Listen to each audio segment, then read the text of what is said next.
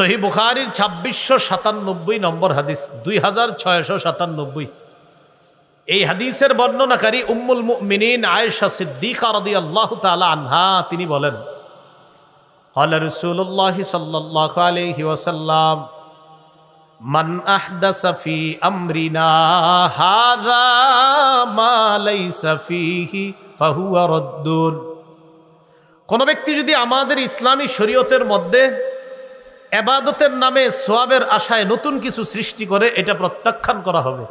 এটা আমার সাথে বলেন, কোন ব্যক্তি ইসলামের মধ্যে ইবাদতের নামে সওয়াবের আশায় নতুন কোনো কিছু যদি সৃষ্টি করে, এটা বেদাত। এই বেদাত পরিত্যাজ্য। এটা যতই সুন্দর হোক, বেদাত যতই সুন্দর হোক না কেন, এটা কি হবে? পরিত্যাজ্য হবে। এইগুলো বেদাতের সংজ্ঞা হাদিস থেকে জানলাম। বেদাতের ভয়াবহতা মন দিয়ে শুনেন। বেদাতের এক নাম্বার ভয়াবহতা, এটা আমার সাথে বলেন, বলার পর হাদিসটা শোনাই। বলেন, বেদাতি ব্যক্তি তার বেদাতি কর্মকাণ্ড না ছাড়া পর্যন্ত আল্লাহ তার তওবা কবুল করবেন না। বেদাতগিরি করতেছে আর বলতেছে আল্লাহ আতুবু ইলাইহি, আল্লাহ আপনি মাফ করেন, মাফ করেন, মাফ করেন, মাফ করেন, মাফ করেন। এইগুলো বলতে বলতে বলতে বলতে শুরু করে দিছে বেদাত। মানে উনি বেদাতের মধ্যে থাইকা বলতেছে আস্তাগফিরুল্লাহ, আস্তাগফিরুল্লাহ, আস্তাগফিরুল্লাহ, আস্তাগফিরুল্লাহ। নবী কয় মাফ হবে না, মাফ হবে না, মাফ হবে না। ওই কেন? তুমি তো বেদাতই ছাড়ো নাই। সহিহুত তারগিব 54 নম্বর হাদিস। قال رسول الله صلى الله عليه وسلم إن الله حجب التوبة عن كل صاحب بدعة حتى يدع بدعته। রাসূলুল্লাহ সাল্লাল্লাহু আলাইহি সাল্লাম বলেন, আল্লাহ তাআলা প্রত্যেক বেদাতি ব্যক্তিকে ততক্ষণ ক্ষমা করবেন না, ততক্ষণ তার তওবা কবুল করবেন না, যতক্ষণ ওই বেদাতি ব্যক্তি তার বেদাতি কর্মকাণ্ড না ছাড়বে। আল্লাহ আমাদের সকলকে বেদাতি কর্মকাণ্ড থেকে হেফাজত করেন। এই গেল বেদাতের এক নাম্বার ভয়াবহতা। বেদাতের 2 নাম্বার ভয়াবহতা, বলেন আমার সাথে, বেদাতি ব্যক্তি হাউজে কাউসার থেকে বঞ্চিত হবে, যতই আবেগ দেখাক। বর্তমান জামানায় বেদাত কর্মকাণ্ড চালায় এমন কিছু ব্যক্তিরা বলে, কয় নবীর প্রেমে কোনো দলিল লাগে না। কি বলে? আপনাদেরকে নাচাইবে, গাওয়াইবে, রঙাইবে, রাঙানোর পর বলবে, কয় ওহাবিরা বলে। কয় কি এভাবে বলবে? ওহাবিরা বলে, মানে আমগরে বুঝে আর কি, আমরা ওহাবি। যে ওহাবিরা বলে যে এটার দলিল কি? নবীর প্রেমে কোনো দলিল লাগে না। সামনে যারা থাকে তারা সবাই কয় ঠিক। সামনে যারা থাকে তারা কি বলে? ঠিক। নবীর প্রেমে কি লাগে না বলে দলিল। বিষয়টা কি সুন্দর হলো কথাটা? না। এক হাদিসের মধ্যে আসছে, রাসূল সাল্লাল্লাহু আলাইহি সাল্লামের এক সাহাবী নবীর খেদমত করছে, সহিহ মুসলিমের বর্ণনা। খেদমত করার পর নবী বললেন, সাল, তুমি আমার কাছে কিছু চাও। সাহাবী বুদ্ধি করে বললেন, ইন্নী আসআলুকা মুরাফাকাতাকা ফিল জান্নাহ, আমি জান্নাতে আপনার সাথে থাকতে চাই। রাসূলুল্লাহ সাল্লাল্লাহু আলাইহি সাল্লাম বললেন, আওয়া গায়রা যালিক, তুমি কি এছাড়া অন্য কিছু চাও না? কয় না, আমি অন্য কিছু চাই না, আমি আপনার সাথে জান্নাতেই থাকতে চাই, জান্নাতে আপনার সাথী হতে চাই। এই কথা বলার পর নবী বললেন, আইন্নী আলা নাফসিকা বিকাসরাতিস সুজুদ, তুমি এক কাজ করবা, বেশি বেশি সেজদা করবা, নামাজ পড়বা। যত বেশি নামাজ পড়বা, নামাজের মাধ্যমে জান্নাতে আমার তত কাছাকাছি থাকতে পারবা। এখন একদল মানুষের স্লোগান, কয় আমি নামাজ না পড়লেও নবীর প্রেম আছে। অথচ নবী বলতেছে নামাজ পড়লে কাছাকাছি হওয়া যায়, আর হে বলতেছে নামাজ না পড়লেও নবীর প্রেম আছে। হাদিস থেকে কি শিখলাম? নামাজ পড়ে নবীর কাছাকাছি হওয়া যায় না, নামাজ ছেড়ে। তাহলে এই স্লোগান যে বলবে যে নামাজ না পড়লেও নবীর প্রেম আছে, নিঃসন্দেহে এই স্লোগানটা এটা একটা প্রতারণা আর ধোঁকা ছাড়া অন্য কিছু না। নবী কয় নামাজ পড়ো, আমার কাছে আসো, হে কয় নামাজ না পড়লেও প্রেম আছে। আল্লাহ আমাদেরকে হেফাজত করে। তাহলে 2 নাম্বার ভয়াবহতা, যে ব্যক্তি বেদাতি কর্মকাণ্ড করবে, রাসূলের হাউজে কাউসার থেকে সে বঞ্চিত হবে। দলিল সহিহ বুখারীর 6583, 6584 নম্বর হাদিস। এই হাদিসের মধ্যে রাসূল সাল্লাল্লাহু আলাইহি সাল্লাম বলেন, আনা ফারাতুকুম আলাল হাউজ, কিয়ামতের ময়দানে আমি আগে আগে হাউজে কাউসারের সামনে চলে যাব, সেখানে আমি আগে থাকব। মান মাররা আলাইয়া, আমার কোন উম্মত আমার সামনে দিয়ে অতিক্রম করবে, সারিবা, যে অতিক্রম করবে সে ওই কাউসারের পানি পান করবে। ওয়ামান শারিবা লাম ইয়াজমা আবাদা, যে ব্যক্তি কাউসারের পানি পান করবে সে জান্নাতে যাওয়ার আগে আর পিপাসার্ত হবে না। তাহলে নিয়ম কি হলো? নবী বলেন আমি কাউসারের সামনে থাকব, আমার সামনে দিয়ে যে অতিক্রম করবে সেই পানি পান করবে।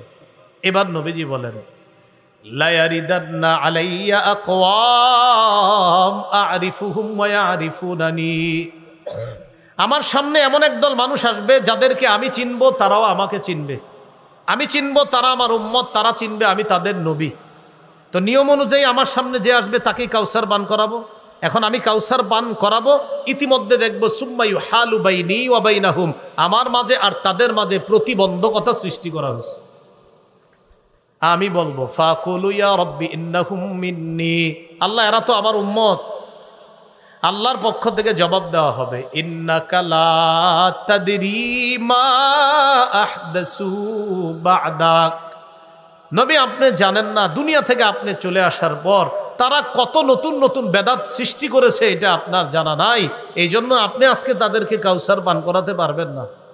যেই নবী একটু আগে কাউসার পান করাইতে চাইলেন, এই নবী এখন কি বলবে দেখেন, ফাকুলু সুহকান সুহকান লিমান গায়্যারা বাদি, নবী বলেন আমি তখন বলবো আমার পরে যারা আমার রেখে আসা শরীয়তের মধ্যে নতুন কিছু ঢুকিয়ে শরীয়তকে পরিবর্তন করে দিয়েছে, আমার সামনে থেকে দূর হও, দূর হও, আমি চেহারাও দেখতে চাই না।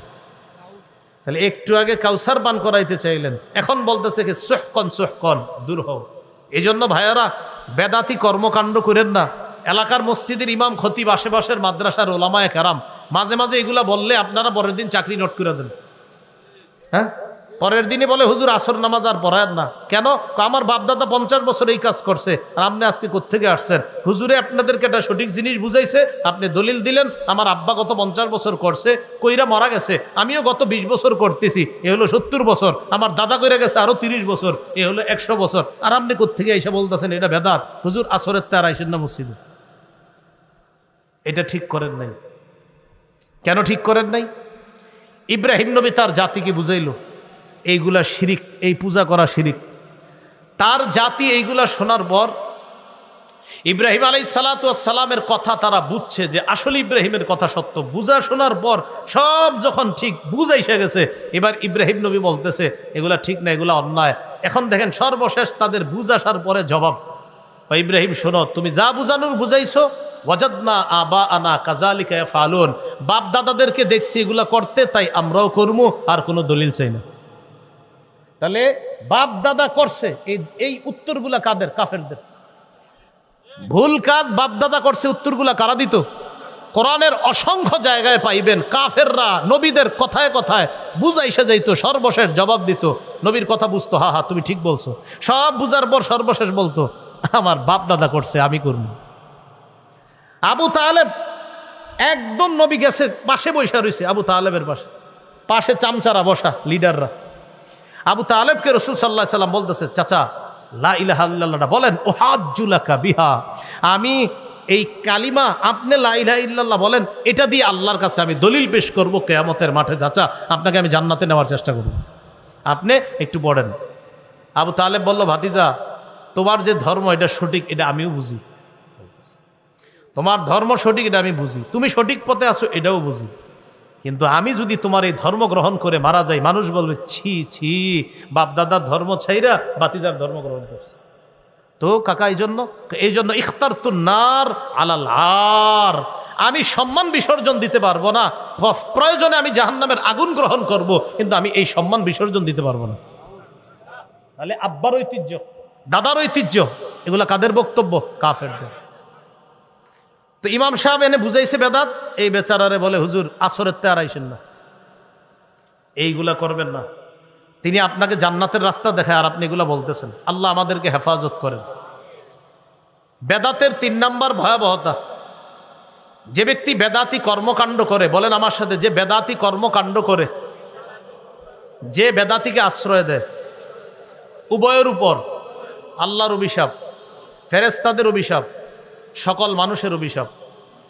এক নাম্বার, আপনি নিজে বেদাতগিরি করলেন। দুই, কাউরে সুযোগ করে দিলেন যে আমার এই 3%, 4%, 5% জমিন দিয়ে দিলাম, আপনি এই জায়গায় একটা খানকা বানান আর বেদাতের সাপ্লাই দেন, কোনো সমস্যা নাই। আমার আব্বাও করছে, দাদাও করছে, আপনিও করেন, আপনি জায়গাটা দিয়ে দিলাম। এই যে আপনি জায়গা দিলেন বেদাতি কর্মকাণ্ড করার জন্য, আপনার উপরও অভিশাপ। আর যে আশ্রয় দিলেন যারে, তার উপরও অভিশাপ তো আছে, সে বেদাতি কাজ করবে। আর আপনি যে জায়গা দিলেন, আপনার উপরও অভিশাপ। যতদিন তওবা না করবেন অভিশাপ চলতেই থাকবে, আর এটা থেকে ফিরে না আসা পর্যন্ত আল্লাহ তওবা কবুল করবে না। দলিল সহিহ বুখারীর 3172 নম্বর হাদিস।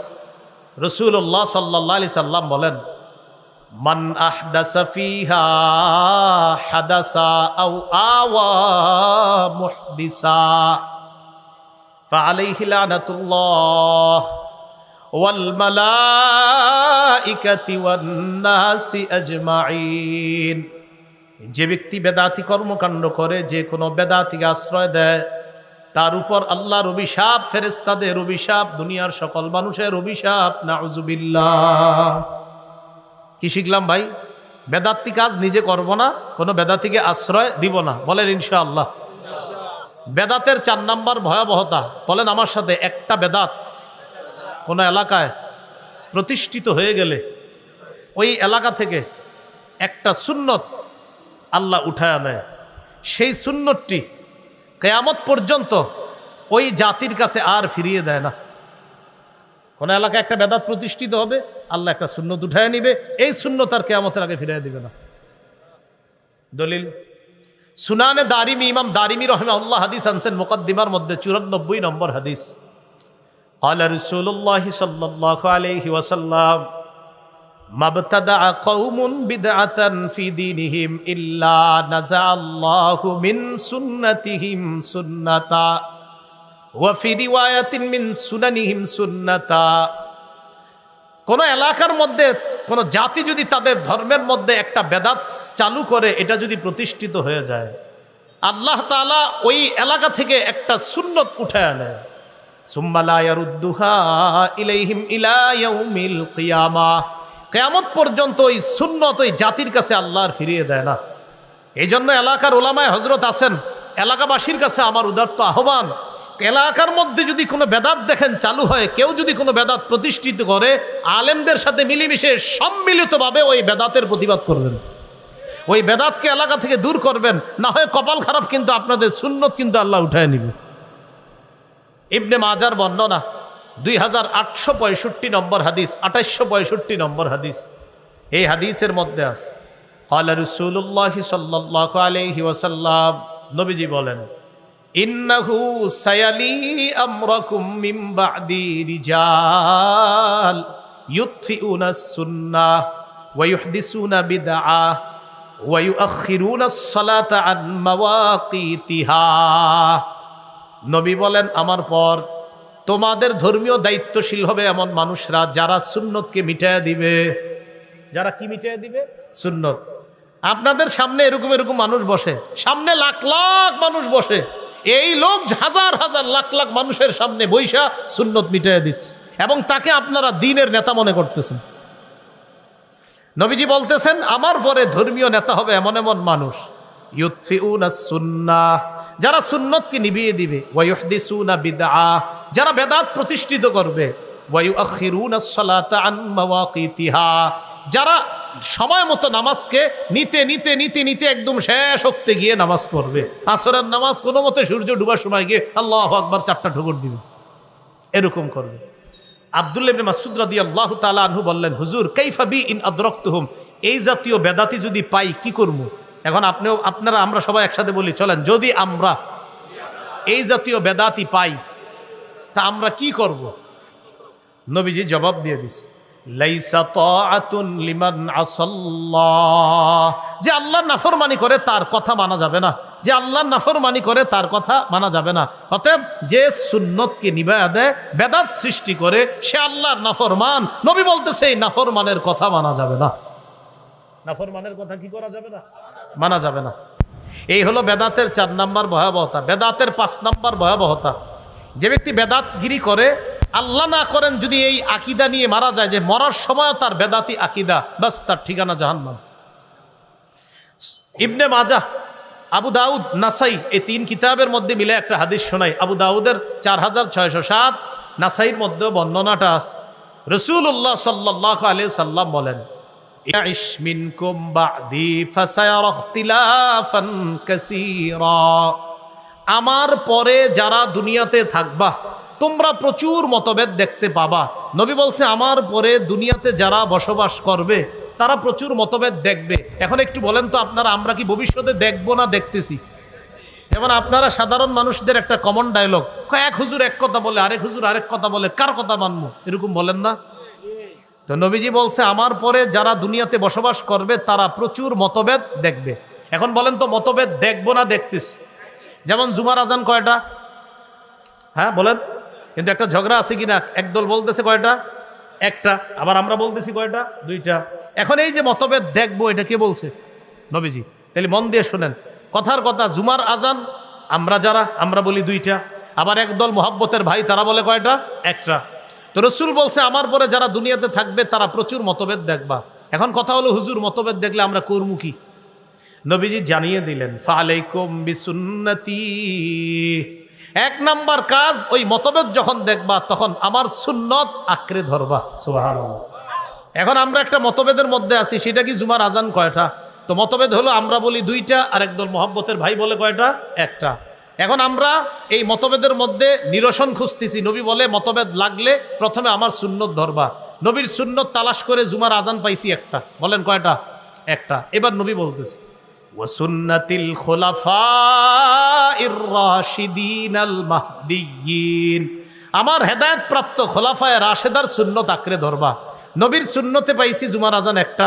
এবার খোলাফায়ে রাশেদার সুন্নত, খোলাফায়ে রাশেদার মধ্যে প্রধান 4 জন সাহাবীর মধ্যে একজন হযরত উসমান।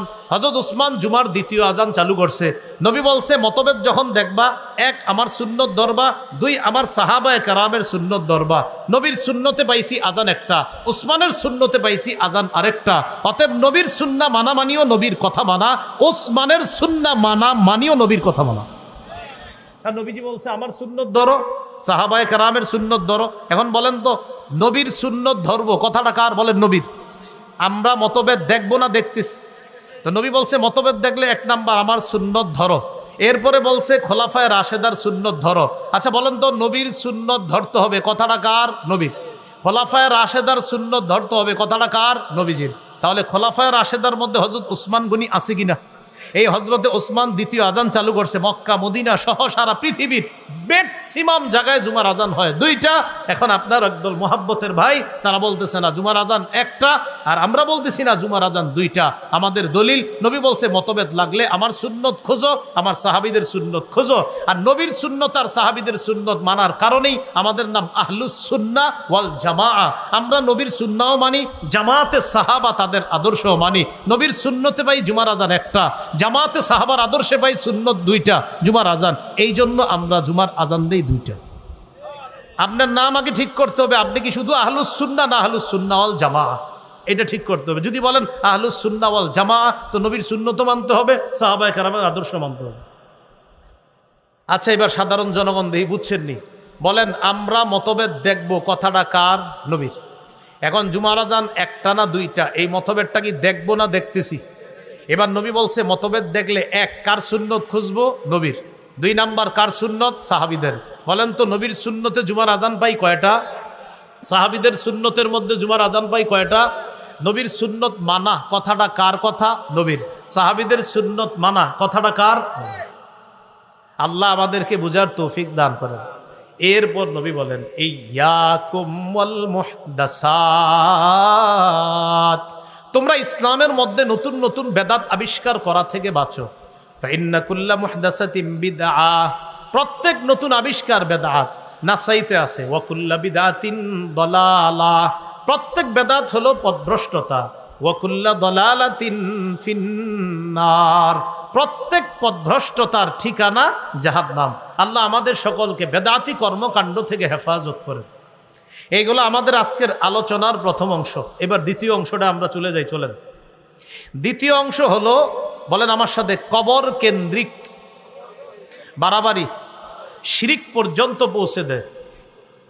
আপনাদের নারায়ণগঞ্জ আছে কিনা আমি জানি না, আমাদের বাংলাদেশে কবর কেন্দ্রিক বাড়াবাড়ি আছে। বেশি আছে এটা আমিও জানি। কবর কেন্দ্রিক বাড়াবাড়ি। আগে বয়ানটা শোনেন।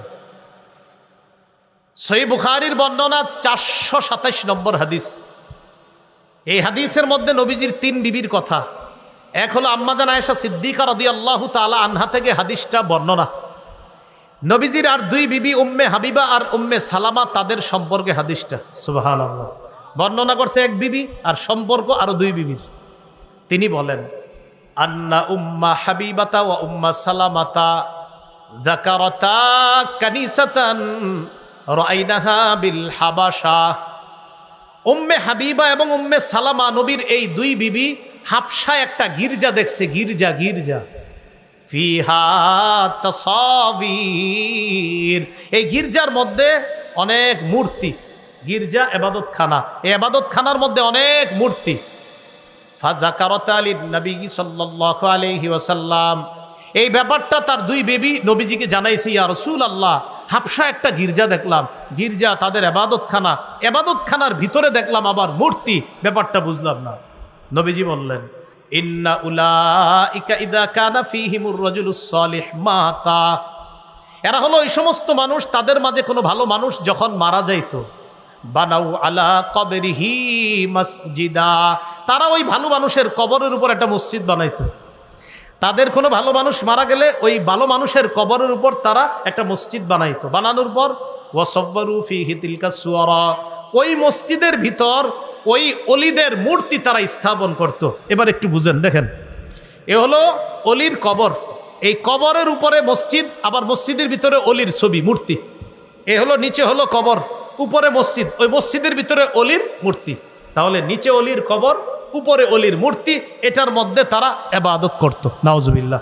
রাসূলুল্লাহ সাল্লাল্লাহু আলাইহি সাল্লাম বলেন, উলাইকা শিরারুল খালকি ইনদাল্লাহি ইয়াউমাল কিয়ামা, কিয়ামতের ময়দানে তারা হবে সবচেয়ে নিকৃষ্ট জাতি। বলেন নাউজুবিল্লাহ। কি শিখলাম? কবর কেন্দ্রিক মসজিদ বানানোর প্রতি কি কোনো উৎসাহিত আছে? হাদিসের মধ্যে উৎসাহ আছে। নবী বললেন এরা হবে সবচেয়ে নিকৃষ্ট। এবার আরেকটা হাদিস শুনেন, মুসনাদে আহমদ, এই হাদিসের বর্ণনাকারী আব্দুল্লাহ ইবনে মাসউদ রাদিয়াল্লাহু তাআলা তিনি বলেন, সামিআতু রাসূলুল্লাহি সাল্লাল্লাহু আলাইহি ওয়াসাল্লাম ইয়াকুল, ইন্না মিন শাররিন নাস মান তুদরিকুহুমুস সাআ ওয়া হুম আহইয়া ওয়াল্লাযীনা ইয়াত্তাখিযুনাল কুবুরা মাসাজিদা। রাসূলুল্লাহ সাল্লাল্লাহু আলাইহি সাল্লাম বলেন, পৃথিবীর সবচেয়ে নিকৃষ্ট জাতি তারা যারা দুনিয়াতে জীবিত থাকতে কিয়ামত আসবে। পৃথিবীর সবচেয়ে নিকৃষ্ট মানুষ তারা যারা দুনিয়াতে জীবিত থাকতে কিয়ামত আসবে। পৃথিবীর সবচেয়ে নিকৃষ্ট মানুষ তারা যারা জীবিত আছে আর কিয়ামত আইসা গেল, তারা সবচেয়ে নিকৃষ্ট। আর কারা? ওয়াল্লাযীনা ইয়াত্তাখিযুনাল কুবুরা মাসাজিদা, এবং তারা, বলেন সবাই, এবং তারা, আরো জোরে বলেন, এবং তারা যারা কবরকে মসজিদ বানায়, যারা কবরকে সেজদার স্থান বানায়, তারা সবচেয়ে নিকৃষ্ট। তাহলে নবীজি কি বললেন? যারা জীবিত থাকতে কিয়ামত আসবে তারা সবচেয়ে নিকৃষ্ট, আর যারা কবরকে সেজদার স্থান বানায় তারা সবচেয়ে নিকৃষ্ট। এবার আরেকটি হাদিস শোনেন, সহিহ মুসলিমের বর্ণনা, 1075 নম্বর হাদিস। আমাদের মাদ্রাসার পাঠ্যপুস্তক অনুসারে 532 নম্বর হাদিস, আর আপনাদের পকেটের উস্তাদ অনুযায়ী 1075। পকেটে অনেকে উস্তাদ রাখে, মানে মোবাইল, এটাই উস্তাদ। তো এটা অনুযায়ী 1075, যদিও এটা বলা আমার জরুরি না, এটা না বললেও কিচ্ছু হবে না, কারণ আপনারটা ইন্টারন্যাশনালভাবে ফলো করা হয় না। আমি যেটা বলি ওটা ফলো করা হয়, 532 এটা ফলো হয় না। আপনি 1075 যেটা, এটা এমনি বলে দিলাম, কারণ চিপাই গিয়ে আবার মিলায় হুজুরের কথা ঠিক আছে কিনা। এই হাদিসের মধ্যে আছে রাসূলুল্লাহ সাল্লাল্লাহু আলাইহি সাল্লামের সাহাবী জুনদুব রাদিয়াল্লাহু তাআলা আনহুর বর্ণনা। তিনি বলেন, সামিআতু রাসূলুল্লাহি সাল্লাল্লাহু আলাইহি ওয়াসাল্লাম ইয়াকুলু ক্বাবলা আন ইয়ামুতা বিখামসিন। নবীজি ইন্তেকালের মাত্র 5 দিন আগে আমি নবীরে বলতে শুনছি। ইন্তেকালের কয়দিন আগে? 5 দিন। ইন্নী আবরাউ ইলাল্লাহ আইয়াকুনা লি মিনকুম খলিল। তোমাদের মধ্যে আমার কোনো অন্তরঙ্গ বন্ধু হওয়া থেকে আমি আল্লাহর কাছে মুক্ত, তোমাদের কেউ আমার অন্তরঙ্গ বন্ধু নাই। নবী বলতেছে, হে জাতি শোনো, হে উম্মত শোনো, তোমাদের মধ্যে আমার কোনো অন্তরঙ্গ বন্ধু নাই, এই অন্তরঙ্গ বন্ধু হওয়া থেকে আমি আল্লাহর কাছে মুক্ত। কেন? فإن الله تعالى قد اتخذني خليلا كما اتخذ إبراهيم خليلا। কেননা আল্লাহ তাআলা আমাকে খলিল হিসাবে গ্রহণ করেছে, যেমন ইব্রাহিম নবীকে খলিল হিসাবে গ্রহণ করছে। আপনারা এতদিন জানতেন ইব্রাহিম নবী আল্লাহর খলিল, এক নবী আল্লাহর খলিল। আজকে থেকে আমরা জেনে থাকবো ইব্রাহিম নবীও আল্লাহর খলিল, আমাদের নবীও আল্লাহর খলিল। ইব্রাহিম নবী খলিলুল্লাহ, আমাদের নবী খলিলুল্লাহ, হাবিবুল্লাহ, রসুলুল্লাহ। সুবহানাল্লাহ। তাহলে আমাদের নবী বলেন মানুষের মধ্যে আমার কোনো খলিল নাই। কেন? আল্লাহ আমাকে খলিল হিসাবে গ্রহণ করেছেন, কেমনি ভাবে ইব্রাহিম নবীকে খলিল হিসাবে গ্রহণ করেছেন। এরপরে নবী বলেন লাউ কুনতু মুত্তাখিজান মিন উম্মতি খলিলা লাত্তাখাযতু আবা বকরিন খলিলা। আমি যদি আমার উম্মতের কাউকে আমার অন্তরঙ্গ বন্ধু হিসাবে গ্রহণ করতাম, তাহলে আবু বকরকে আমার খলিল অন্তরঙ্গ বন্ধু হিসাবে গ্রহণ করতাম। তাহলে বলেন তো আমাদের নবীর কোনো খলিল আছে? নাই। যদি খলিল বানাইতেন মানুষের মধ্যে কাউকে, কোন সাহাবীকে বানাইতেন? আবু বকরকে। কিন্তু নবী কার খলিল? আল্লাহর খলিল। এই কথা বলার পর নবী বলেন আলা ওয়া ইন্নামান কানা ক্বাবলাকুম, শোনো তোমরা, তোমাদের পূর্ববর্তী জাতি যারা, ইত্তাখাযু কুবুর আমবিয়াইহিম ওয়া সালিহিহিম মাসাজিদা, তোমাদের পূর্ববর্তী জাতি তাদের নবীর কবর আর নেককার মানুষের কবরগুলোকে মসজিদ বানাইছে, সেজদার স্থান বানাইছে। তোমাদের পূর্ববর্তী জাতি নবীদের কবর সমূহকে আর নেককার মানুষদের কবরকে সেজদার স্থান বানাইছে। আলা ফালা তাত্তাখিজুল কুবুর মাসাজিদা, শোনো তোমরা কিন্তু কবরকে সেজদার স্থান বানায়ও না। নবী কি বুঝাইতে চায়? হে আমার উম্মত, অন্য জাতি যেমন নবীদের কবরকে সেজদার স্থান বানাইছে, নেককার মানুষদের কবরকে সেজদার স্থান বানাইছে, এই কাজ কিন্তু তোমরা করো না। কারণ নবী তো ইন্তেকাল করবে, নবী বিদায় নিবে, নবীর আর বেশি দিন বাকি নাই, মাত্র 5 দিন বাকি আছে। নবী ওই 5 দিন আগে বলতেছে সাবধান, অতীতের জাতি তাদের নবীর কবরকে সেজদার স্থান বানাইছে, এই কাজ কিন্তু তোমরা করো না। নেককার মানুষকে কেন্দ্র করে সেজদার স্থান আমাদের দেশে তালাশ করলেও পাবেন। হ্যাঁ, নেককার মানুষকে কেন্দ্র করে সেজদার স্থান এই দেশে তালাশ করলেও পাবেন। আল্লাহ হেফাজত করেন। এবার শুনেন কি বলে নবীজি বলেন ইন্নী আনহাকুম আন যালিকা, আমি তোমাদেরকে নিষেধ করে দিচ্ছি। এবার একটা হাদিস শুনেন, আমার দিকে তাকান। এটা হলো একটা কাপড়, মনে করেন এটা কি একটা কাপড়। সহিহ বুখারীর 435 নম্বর হাদিস। রাসূল সাল্লাল্লাহু আলাইহি সাল্লাম ইন্তেকাল করবে। আগের হাদিসটা শোনাইছি কি ইন্তেকালের দিন না ইন্তেকালের 5 দিন আগে? এখন যেটা শোনাচ্ছি ইন্তেকাল করবে মানে এই যে নবী যাবে দুনিয়া থেকে, ওই মুহূর্তের হাদিস। 427 এই 435 এই হাদিসটা হলো বুখারীর 435। এই হাদিসের মধ্যে আসছে লাম্মা নুজিলা বিরাসূলিল্লাহি সাল্লাল্লাহু আলাইহি ওয়াসাল্লাম, নবী যখন মুমূর্ষু অবস্থায়, নবী যখন ইন্তেকাল করবে মুমূর্ষু অবস্থায়, কাদা ইয়াতরাহু খামিসাতান আলা ওয়াজহিহি, নবী তার চেহারার উপর একটা কাপড় দিছে, চেহারার উপর একটা কাপড় দিছে। ফাইযা তাম্মা, প্রাণটা যখন বের হবে অবস্থা, কাশাফাহা আন ওয়াজহিহি, চেহারা থেকে কাপড়টা সরাইছে। তাহলে মুমূর্ষু অবস্থায় কাপড় দিছে, এবার বলতেছে ফাইদা তাম্মা, প্রাণটা বের হবে অবস্থায় কাপড়টা সরাইছে। সরানোর পর বললেন লানাতুল্লাহি আলাল ইয়াহুদি ওয়ান নাসারা, ইহুদিদের উপর আল্লাহর অভিশাপ, খ্রিস্টানদের উপর আল্লাহর অভিশাপ। কেন? ইত্তাখাযু কুবুর আমবিয়াইহিম মাসাজিদা, তারা তাদের নবীদের কবরকে সেজদার স্থান বানাইছে। নবী বুঝাইতে চায় আমি কিন্তু চলে যাচ্ছি, সাবধান, আমার কবরকে কেন্দ্র কইরা এই জাতি উল্টাপাল্টা কাজ করবা না। তাহলে কি শিখলাম? ইন্তেকাল করবে অবস্থায় বলতেছে ইহুদিদের উপর অভিশাপ, খ্রিস্টানদের উপর অভিশাপ, তারা তাদের নবীর কবরকে সেজদার স্থান বানিয়েছে। উম্মত এগুলা করবা না। ইউহাদ্দিরু মা সনাউ, তারা যা করছে এই ব্যাপারে তার উম্মতকে নবী সতর্ক করে দিচ্ছে। আল্লাহ আমাদেরকে হেফাজত করেন। এবার আমার সাথে বলেন কবরকে কেন্দ্র করে উৎসবের স্থান বানানো যাবে না, মেলা বসানো যাবে না। জি রবিউল আউয়ালে বসে আশেপাশে, আমি কি কইছি? আপনারা না বলতেছেন, যদি বৈশা থাকে তো এটা নিষেধ। কবরকে কেন্দ্র করে মেলা বসানো নিষেধ। দলিল আবু দাউদের বর্ণনা 2042 নম্বর হাদিস। এই হাদিসের মধ্যে আছে ক্বালা রাসূলুল্লাহ সাল্লাল্লাহু আলাইহি ওয়াসাল্লাম লা তাত্তাখিযু বুয়ুতাকুম কুবুরা, তোমরা তোমাদের ঘরগুলাকে কবর বানায়ও না। ঘর কবর বানায় কিভাবে?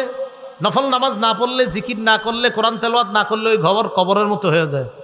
নামাজ পড়েন ঘরেও, জিকির করেন, নফল নামাজ পড়েন, তেলাওয়াত করেন, না হয় ঘর কবর হয়ে যায়। এরপরে কি বলে দেখেন, ওয়ালা তাজআলু কবরি ঈদা, আমার কবরকে কেন্দ্র করে উৎসবের স্থান বানায়ও না, আমার কবরকে কেন্দ্র করে মেলা বসা বানা, নবী বলতেছে। তাহলে পৃথিবীর শ্রেষ্ঠ যিনি, আল্লাহর পরে একমাত্র শ্রেষ্ঠ যিনি, তিনি বলছে সাবধান, আমি যেখানে ইন্তেকালের পরে থাকবো সেই জায়গা কেন্দ্র করে কোনো মেলা বসাবা না, উৎসবের জায়গা বানাবা না। এরপরে নবী বলেন সল্লু আলাইয়া, আমার উপর দুরূদ পড়বা, বেশি বেশি দুরূদ। ফাইন্না সালাতাকুম তাবলুগুনি হাইসু কুনতুম, তোমরা যেখান থেকেই দুরূদ পাঠাও সেখান থেকে দুরূদ সাথে সাথে আমার কাছে পৌঁছে যায়।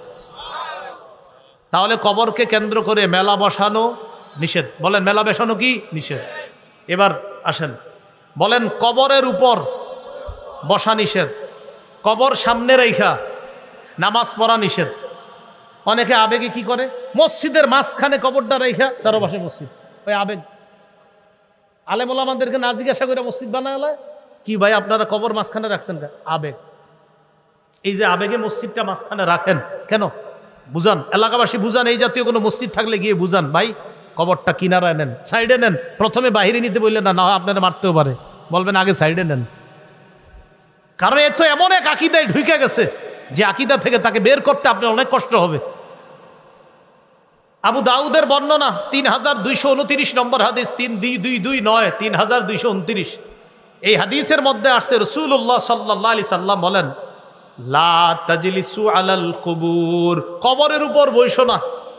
এটা একটা, অনেক সময় দেখবেন কবরের পাশে দেয়াল থাকে, এই দেয়ালের উপরে না বসা। এই দেয়াল আছে, কবর পাশে কবর, এই যে দেয়াল, কেন আপনি বসলেন, এই যে বসে এই পাশেই কবর, এটা না করা। এরপরে নবী বলতেছেন ওয়ালা তুসাল্লু ইলাইহা, কবর সামনে রেখে নামাজ পড়ো না। যদিও মানুষ কবরকে সেজদা করে না, কিন্তু কে না জানে কোনো একজন ব্যক্তির ভিতরে যদি আবেগ আইসা যায়, আহারে আল্লাহর ওলি শুয়ে রইছে এখানে সেজদা দিতেছে, এই জন্য কবর সামনে রাইখা নামাজ পড়াতে নবীজি নিষেধ করলেন। আল্লাহ আমাদেরকে বুঝার তৌফিক দান করেন। এই হলো কবর কেন্দ্রিক বেদাত বাড়াবাড়ি। আল্লাহ আমাদের সকলকে হেফাজত করেন। এই এলাকায় থাকলে এই এলাকা থেকেও যেন ওই জাতীয় আকীদা সম্পন্ন মানুষগুলাকে সহি আকীদা, বিশুদ্ধ আকীদায় তারা এসে হেদায়েত ওয়ালা আকীদায় যেন তারা ফিরে আসতে পারে, আল্লাহ তৌফিক দান করেন। বেদাত থেকে বাঁচার উপায়, বেদাত থেকে বাঁচার এক নাম্বার উপায়, বাস মুহাম্মদ সাল্লাল্লাহু আলাইহি সাল্লামের পূর্ণ আনুগত্য করা। বলেন কার আনুগত্য করা? মুহাম্মদ সাল্লাল্লাহু আলাইহি সাল্লামের পূর্ণ আনুগত্য করা। সহিহ বুখারী 7280 নম্বর হাদিস, এই হাদিসে আছে রাসূল সাল্লাল্লাহু আলাইহি সাল্লাম বলেন, কুল্লু উম্মতি ইয়াদখুলুনাল জান্নাহ ইল্লা মান আবা, আমার উম্মতের সবাই জান্নাতে যাবে তারা ছাড়া যারা অস্বীকার করে। সাহাবীরা বললেন অস্বীকার কারা করে? নবী বললেন মান আতাআনি দাখালাল জান্নাহ, যে আমার আনুগত্য করে সে জান্নাতে যাবে।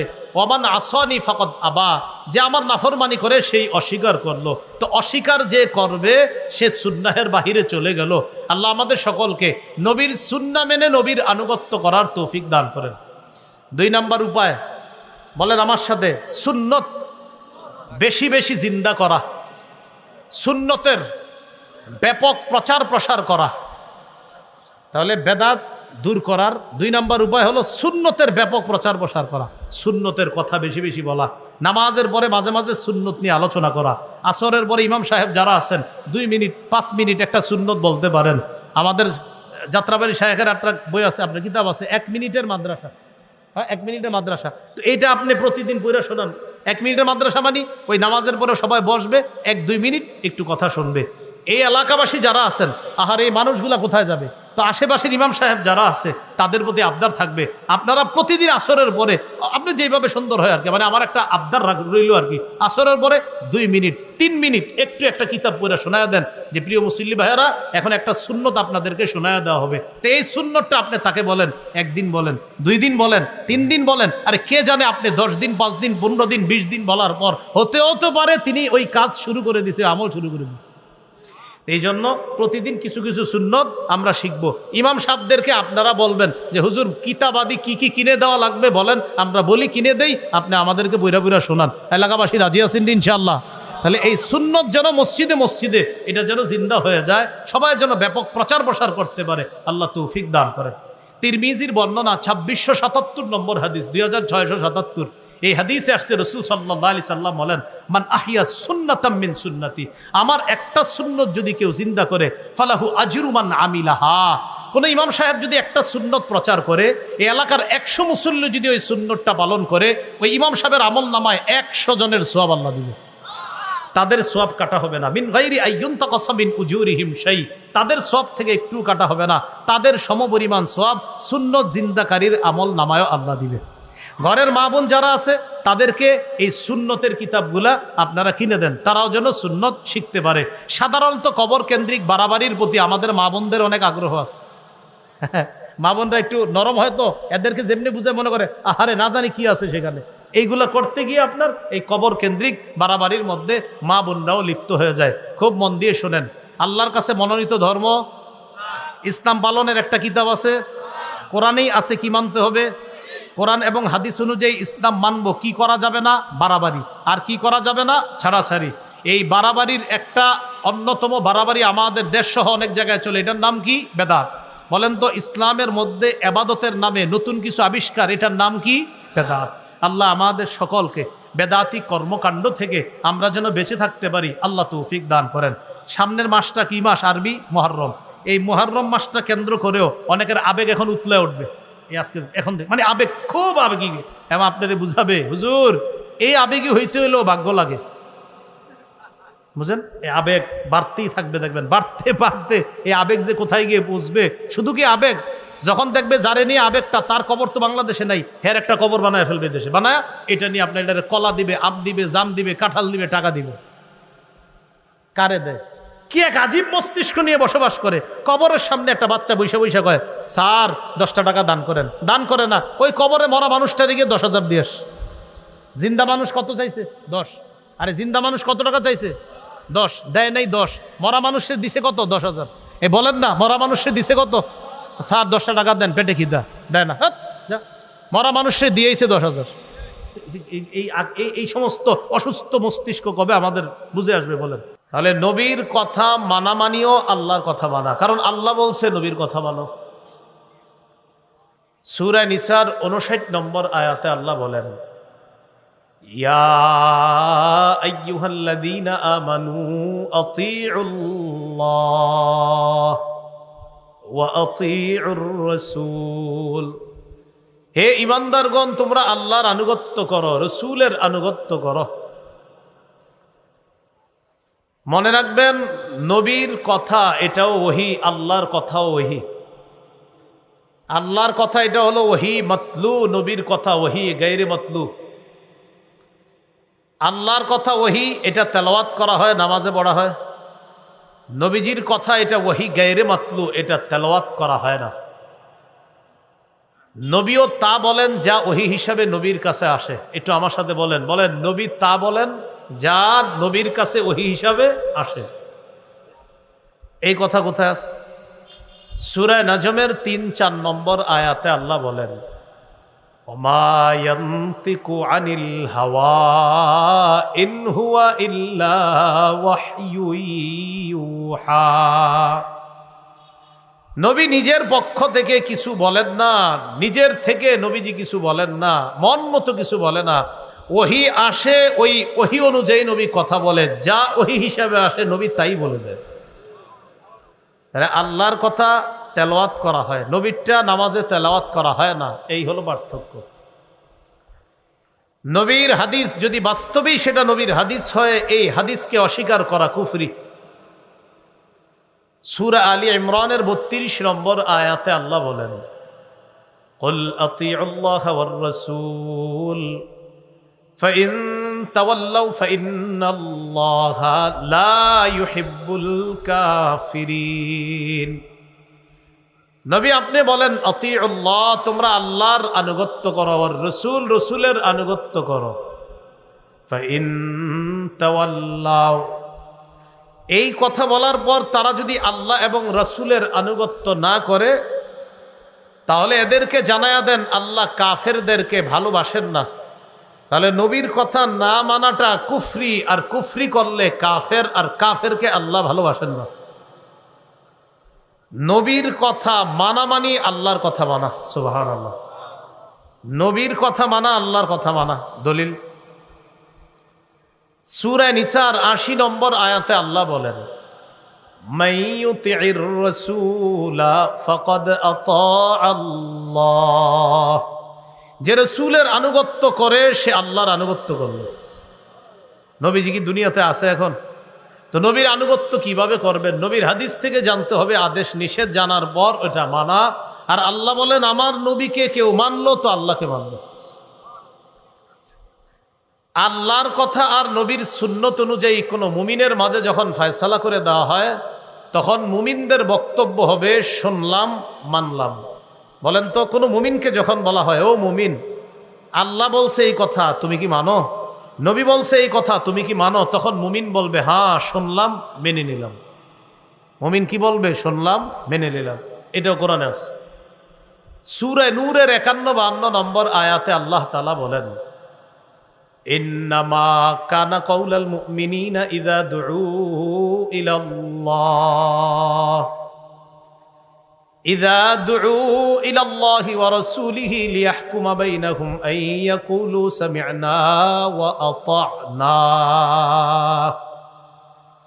ঈমানদারদেরকে যখন আল্লাহর দিকে ডাকা হয় আর নবীর দিকে ডাকা হয় তাদের মাঝে ফয়সালা করার জন্য, আল্লাহর দিকে ডাকা হয় দ্বারা উদ্দেশ্য কোরআনের দিকে, নবীর দিকে ডাকা হয় দ্বারা উদ্দেশ্য সুন্নতের দিকে।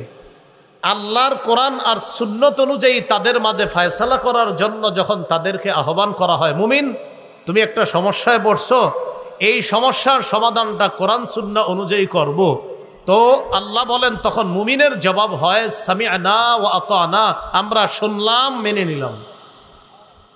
তাহলে বলেন তো, কোরআন আর সুন্নাহ অনুযায়ী মুমিনের মাঝে যদি ফয়সালা হয়, মুমিনের জবাব কি হবে? শুনলাম মানলাম।